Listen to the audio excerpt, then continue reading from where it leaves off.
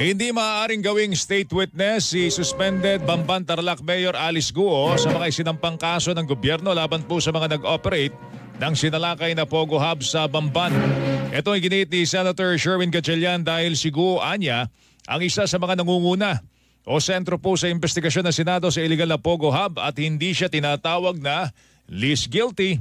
Sinabi pa ni Gatchalian na si Guo ang nag-asikaso para makakuha po ng letter of no objection mula sa provincial government ng Tarlac at siya rin ang kumilos para makuha ang nasabing Pogo Hub ng iba pang permit mula ho sa lokal na pamahalaan. Dahil wala rin siyang birth certificate, malamang ewan ko kung pumunta lang doon at kumuha ng NBI clearance. No? So dapat may imbestigahan. Pero based on birth certificate, iisa lang ang Alice Guo. Ito yung si Mayor Alice Guo ng Bamban.